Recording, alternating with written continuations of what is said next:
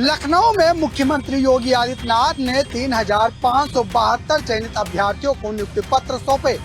इनमें कृषि विभाग के 3,446 प्राविधिक सहायक और मंडी परिषद के 126 मंडी सचिव शामिल हैं। नियुक्ति पत्र बांटते हुए सीएम योगी ने पिछली सरकारों पर निशाना साधा और कहा कि अब भर्ती में चाचा भतीजे का सिस्टम नहीं चलता है। साथ ही उन्होंने अगले 6 महीने में 1 लाख और सरकारी नियुक्ति देने का दावा किया है।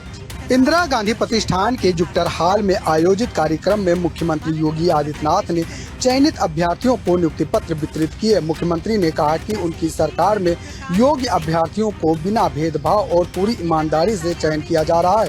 सीएम योगी ने दावा किया कि अब तक प्रदेश में 9,30,000 सरकारी नौकरी दी जा चुकी है और अगले 6 महीने में 1 लाख और नियुक्ति पत्र दिए जाएंगे। पिछली सरकारों पर हमला बोलते हुए मुख्यमंत्री ने कहा कि 2017 से पहले भर्ती का विज्ञापन आते ही चाचा भतीजे की जोड़ी वसूली के लिए निकल पड़ती थी।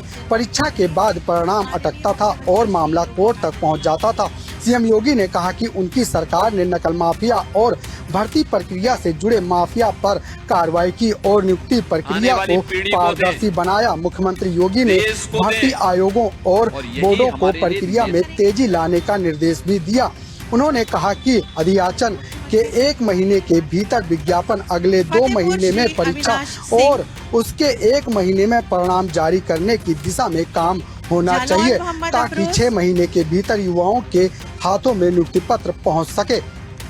मुख्यमंत्री योगी आदित्यनाथ ने साफ किया कि भर्ती प्रक्रिया में पारदर्शिता के साथ अब तेजी भी जरूरी है। उनका कहना है कि परीक्षा देने के बाद युवाओं को लंबे समय तक परिणाम का इंतजार नहीं करना चाहिए। सरकार का लक्ष्य है कि भर्ती प्रक्रिया पूरी होने के 6 महीने के भीतर युवाओं को नियुक्ति पत्र मिल जाए ताकि उनका समय और कैरियर दोनों ही सुरक्षित रहे।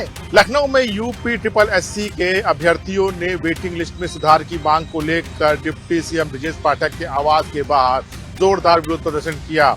भारी बारिश के बावजूद भी अभ्यर्थियों ने डिप्टी सीएम ब्रजेश पाठक के आवास पर पहुंचकर नारेबाजी की। इस दौरान डिप्टी सीएम ब्रजेश पाठक ने बाहर निकलकर अभ्यर्थियों से मुलाकात की और उनकी समस्या का समाधान हेतु उनको आश्वासन भी दिया। यूपी SSSC की भर्ती प्रक्रिया में वेटिंग लिस्ट को लेकर अभ्यर्थियों में नाराजगी है। छात्रों का कहना है कि कई उम्मीदवार 1 से ज्यादा पदों पर चयनित हो जाते हैं, जिससे सीटों में ओवरलैप होने की स्थिति बनती है और दूसरे अभ्यर्थियों को मौका नहीं मिल पाता। अपनी इसी मांग को लेकर बड़ी संख्या में अभ्यर्थी मंगलवार को लखनऊ में डिप्टी सीएम ब्रजेश पाठक के आवास के बाहर पहुंचे। बारिश के दौरान भी छात्र प्रदर्शन करते रहे। सुरक्षा के मद्देनजर आवास के बाहर पुलिस बल तैनात किया गया। मामले का संज्ञान लेते हुए डिप्टी सीएम ब्रजेश पाठक खुद प्रदर्शन कर रहे अभ्यर्थियों के बीच पहुंचे और उन्होंने छात्रों की समस्याएं सुनी और यूपी SSSC के चेयरमैन से इस मुद्दे पर बात करने की जानकारी दी। साथ ही भर्ती के लिए उपलब्ध रिक्तियों के विज्ञापन भी जल्द जारी करने के निर्देश दिए। आश्वासन मिलने के बाद अभ्यर्थियों ने अपना प्रदर्शन खत्म कर दिया। फिलहाल अभ्यर्थियों को सरकार और आयोग से जल्द ही उचित समाधान मिलने की उम्मीद है और इस उम्मीद में भी छात्र हैं कि यूपी SSSC में जिस तरह से वेटिंग लिस्ट में सुधार होता है तो उसका अगला विज्ञापन कब जारी होता है और कब उनकी सीधी भर्ती होती है। इस मांग को लेकर लगातार अभ्यर्थी जो प्रदर्शन कर रहे थे उसकी मांगों को लेकर डिप्टी सीएम ब्रजेश पाठक ने भी उनको आश्वासन दिया है कि जल्द ही उनकी सभी समस्याओं को दूर कर दिया जाएगा। पटना का डाक बंगला चौराहा आज एक बार फिर छात्रों के भारी आक्रोश का गवाह बना। BPSC TRE 4 परीक्षा में PT mains pattern, negative marking हटाने और डोमिसाइल नीति की मांग को लेकर अभ्यर्थी सड़क पर उतरे और सीएम आवास को घेरने की कोशिश की। गर्दनी बाग से शुरू हुआ छात्रों का ये मार्च डाक बंगला चौराहे पर पहुंचते ही बेकाबू हो गया। छात्रों ने पुलिस बैरिकेडिंग तोड़ने की कोशिश की, जिसके बाद पुलिस और प्रदर्शनकारियों के बीच झड़प हुई। भीड़ को नियंत्रित करने के लिए पुलिस ने वाटर कैनन का इस्तेमाल किया। इस दौरान एक छात्र के सिर में चोट लगने की भी खबर है। पुलिस ने कई प्रदर्शनकारियों को भी हिरासत में लिया। इस दौरान BPSC exam controller Rajesh Kumar Singh के कथित विवादित बयान को लेकर भी छात्रों का गुस्सा भड़क उठा। हालांकि सरकार का दावा है कि छात्रों की बात को सुना जा रहा है और समाधान निकाला जाएगा। एक तरफ सरकार छात्रों की समस्याओं के समाधान का दावा कर रही है तो दूसरी तरफ छात्र अपनी मांगों पर अड़े हुए हैं। अब देखना होगा कि सरकार और अभ्यर्थियों के बीच ये टकराव कब खत्म होता है। त्योहारी सीजन में लगातार खाद्य सामग्रियों के रेट बढ़ रहे हैं और पहले चीनी के दाम बढ़े और अब प्याज के दाम भी बढ़ते नजर आ रहे हैं। दिल्ली एनसीआर में प्याज की कीमतों में इजाफा देखा जा रहा है, जहां रिटेल में इसकी कीमत 60 से 65 रुपए प्रति किलो के दर्ज पर दर्ज की जा रही है। जिस तरीके से लगातार महंगाई चरम पर है और अलग अलग जो खाद्य पदार्थ हैं उनकी कीमत अब बढ़ती नजर आ रही है। प्याज की बढ़ती कीमतों ने आम आदमी के रसोई का बजट बिगाड़ दिया है। दिल्ली एनसीआर समेत कई शहरों में प्याज के दाम में तेज उछाल देखने को मिल रहा है। जो प्याज कुछ समय पहले 30 से 35 रुपए किलो मिल रही थी, वही अब 60 से 65 रुपए किलो तक पहुंच गई है।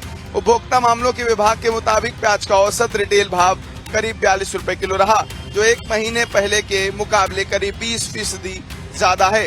नासिक में भी एक महीने में प्याज के दाम में 70% से ज्यादा का उछाल दर्ज किया गया है। बढ़ती कीमतों को देखते हुए सरकार बफर स्टॉक से प्याज जारी करने की तैयारी कर रही है। सरकार का कहना है कि देश में प्याज का उत्पादन पर्याप्त है और आने वाले महीनों की मांग पूरी करने के लिए स्टॉक मौजूद है। अगस्त सितंबर में मौसम और सप्लाई चेन की वजह से कीमतों में बढ़ोतरी सामान्य तौर पर देखने को मिलती है। वहीं प्याज की महंगाई ऐसे वक्त में बढ़ी है जब चीनी के दाम भी करीब 65 रुपए किलो या उससे ज्यादा पहुंच चुके हैं। यानी त्योहारों से पहले रसोई का बजट दोहरी मार झेल रहा है। चीनी के बाद अब प्याज के बढ़ते दाम आम जनता के लिए बड़ी समस्या का सबब बने हुए हैं। बहरहाल सरकार ने इससे अपना पलड़ा झाड़ लिया है और सरकार कह रही है कि हम प्रयास कर रहे हैं कि महंगाई न बढ़े, लेकिन महंगाई किचन पर हावी है और आम जनता त्रस्त होती नजर आ रही है। रक्षाबंधन से पहले यूपी में मिलावटखोरों पर खाद्य विभाग का बड़ा एक्शन हुआ है। गाजियाबाद से बरेली, बागपत और हापुड़ तक ताबड़तोड़ छापेमारी में कहीं गंदगी के बीच मिठाइयां बनती मिली तो कहीं खराब पनीर और मिलावटी क्रीम बरामद हुई। कई जगह मिलावटी खाद्य पदार्थों को मौके पर ही नष्ट कराया गया। गाजियाबाद के विजयनगर इलाके के बिहारीपुरा में खाद्य विभाग की टीम ने छापा मारकर करीब 10 कुंटल छेना रसगुल्ला बरामद किया। आरोप है कि यहाँ मक्खी और गंदगी के बीच मिठाई तैयार की जा रही थी। पनीर में स्टार्च मिलाने और मिठाई में केमिकल के इस्तेमाल की बात सामने आई है। वहीं बरेली में 4 टीमों ने अलग अलग इलाकों में छापेमारी की। नदोसी में 140 किलो दूध की लॉज और 350 किलो बर्फी नष्ट कराई गई।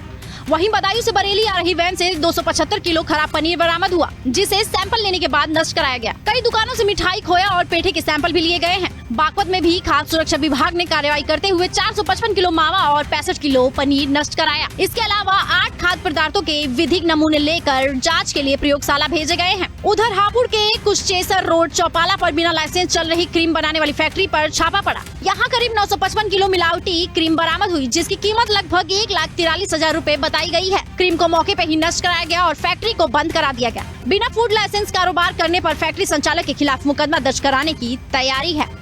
त्योहारों के सीजन में मिलावटखोरों पर खाद्य विभाग की नजर बनी हुई है। मिठाई, खोया और पनीर की बढ़ती मांग के बीच छापेमारी लगातार जारी है। अब सैंपल की जांच की रिपोर्ट के बाद ही तय होगा कि मिलावट करने वालों पर कानून कितना कड़ा शिकंजा कसता है। फिलहाल त्योहार पर मिठाई खरीदने से पहले सावधानी बेहद जरूरी है।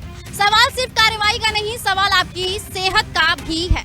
संभल में सिंगल यूज प्लास्टिक के खिलाफ बड़ी कार्रवाई देखने को मिली है। सदर कोतवाली इलाके के महमूद कसराय में हुई छापेमारी के दौरान प्रशासन ने 25 कुंटल से अधिक सिंगल यूज प्लास्टिक बरामद करने का दावा किया है। हालांकि प्रशासन की इस कार्रवाई से इलाके में हड़कंप मचा हुआ है। सिंगल यूज प्लास्टिक पर रोक के बावजूद इसके इस्तेमाल और कारोबार की शिकायतों के बाद प्रशासन ने अभियान तेज कर दिया है। इसी कड़ी में सिटी मजिस्ट्रेट सुधीर कुमार के नेतृत्व में नगर पालिका प्रशासन की टीम ने महमूद का सराय इलाके में छापेमारी की। कार्रवाई के दौरान बड़ी मात्रा में सिंगल यूज प्लास्टिक बरामद हुई है। प्रशासन के मुताबिक कुल 25 कुंटल से ज्यादा प्लास्टिक जब्त की गई है। टीम ने प्लास्टिक को कब्जे में लेने के साथ संबंधित लोगों पर भारी जुर्माना भी लगाया है। प्रशासन की इस कार्रवाई से इलाके में हड़कंप मचा रहा। अधिकारियों का कहना है कि सिंगल यूज प्लास्टिक के खिलाफ अभियान आगे भी जारी रहेगा और नियमों का उल्लंघन करने वालों पर नियमानुसार कार्रवाई की जाएगी। संभल में हुई इस कार्रवाई से प्रशासन ने साफ कर दिया है कि सिंगल यूज प्लास्टिक के इस्तेमाल और कारोबार को किसी भी कीमत पर बर्दाश्त नहीं किया जाएगा। हालांकि अब देखना होगा कि आगे इस पर और किस तरह की कार्रवाई की जाएगी। उत्तर प्रदेश में अपराधियों के खिलाफ पुलिस का ऑपरेशन लगातार जारी है। सहारनपुर से लेकर मुजफ्फरनगर, फिरोजाबाद और गोरखपुर तक पुलिस और बदमाशों के बीच मुठभेड़ हुई। कई बदमाशों के पैर में गोली लगी तो कई बदमाशों को कॉम्बिंग के बाद गिरफ्तार किया गया। सबसे पहले बात सहारनपुर की करते हैं, जहां नकुड़ थाना पुलिस ने फंदपुरी नकुड़ रोड पर चेकिंग के दौरान एक संदिग्ध बाइक सवार को रोकने की कोशिश की। पुलिस के मुताबिक आरोपी ने फायरिंग कर भागने की कोशिश की। जवाबी फायरिंग में पैर में गोली लगने के बाद उसे गिरफ्तार कर लिया गया। आरोपी की पहचान मोहम्मद अली के रूप में हुई है, जो लूट के मामले में वांछित था। वहीं मुजफ्फरनगर के शाहपुर थाना क्षेत्र के निर्माणा मार्ग पर पुलिस और बदमाशों के बीच मुठभेड़ हुई। पुलिस के मुताबिक सुल्तान और जोगिंदर नाम के 2 बदमाश पैर में गोली लगने से घायल हुए, जबकि जंगल में कोमिंग के दौरान 3 अन्य बदमाशों को गिरफ्तार किया गया। पुलिस के मुताबिक सुल्तान पर 5 जिलों में 42 मुकदमे दर्ज हैं। उधर फिरोजाबाद में 2 दिन पहले निर्माणाधीन मकान में एक युवक कमल का शव मिलने के मामले में पुलिस ने हत्या के आरोपी आकाश को मुठभेड़ के बाद गिरफ्तार किया। वहीं गोरखपुर के रामगढ़ ताल थाना क्षेत्र में पुलिस ने मुठभेड़ के दौरान शातिर चोर मोहम्मद शहजादे को गिरफ्तार किया। पुलिस के मुताबिक उसके खिलाफ गैंगस्टर समेत 25 मुकदमे दर्ज हैं। आरोपी के पैर में गोली लगी, जबकि मुठभेड़ के दौरान एक कांस्टेबल भी घायल हुआ। 4 जिलों में हुई कार्रवाई में पुलिस ने कई वांछित और आपराधिक मामलों में आरोपियों को गिरफ्तार किया है। पुलिस का कहना है कि अभियान लगातार जारी रहेगा। मुरादाबाद के ठाकुरद्वारा इलाके में तेंदुए का आतंक लगातार बढ़ता जा रहा है। बलिया गांव में खेत में चारा लेने गई एक महिला पर तेंदुए ने हमला कर दिया, जिसमें उसकी मौके पर मौत हो गई। लगातार हो रहे हमलों से ग्रामीण दहशत में है और वन विभाग की कार्रवाई पर गंभीर सवाल उठा रहे हैं। घटना ठाकुरद्वारा इलाके क्षेत्र के बलिया गांव की है। बताया जा रहा है कि महिला खेत में चारा लेने गई थी, तभी घात लगाए बैठे तेंदुए ने उस पर हमला कर दिया। हमले के बाद गांव में हड़कंप मच गया। मुरादाबाद के अलग अलग इलाकों में तेंदुए की मौजूदगी से ग्रामीणों में डर का माहौल है। तेंदुए के हमलों में अब तक की 3 महिलाओं की मौत हो चुकी है।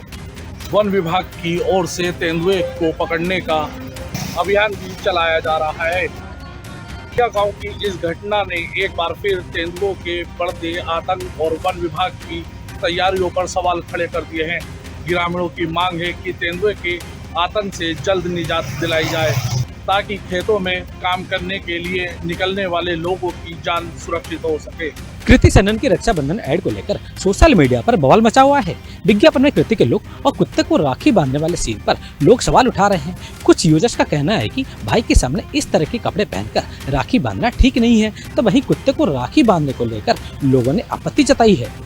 रक्षाबंधन को ध्यान में रखते हुए बॉलीवुड एक्ट्रेस कृति सेनन का एक विज्ञापन सामने आया है, लेकिन इस ऐड को लेकर सोशल मीडिया पर जमकर बवाल मचा हुआ है। वीडियो सामने आने के बाद लोगों ने कृति के लुक और ऐड में दिखाए गए कुछ सीन्स पर सवाल खड़े किए हैं। कृति के कपड़ों से लेकर कुत्ते को राखी बांधने तक सोशल मीडिया यूजर्स ने अलग अलग तरह की आपत्तियां जताई हैं। कृति सेनन की इस नए राखी ऐड में एक्ट्रेस अपने भाई बने शख्स को राखी बांधती नजर आ रही हैं। हालांकि उनके कपड़ों को लेकर कुछ यूजर्स ने नाराजगी जाहिर की है। लोगों का कहना है कि भाई के सामने इस तरह के कपड़े पहनकर राखी बांधना ठीक नहीं है। इस विज्ञापन में एक कुत्ते को भी कृति सेनन के फैमिली मेंबर के तौर पर दिखाया गया है। एक्ट्रेस उसे राखी बांधते हुई नजर आ रही है। हालांकि कुत्ते को राखी बांधने वाले इस सीन को लेकर कृति सेनन लोगों के निशाने पर आ गई है।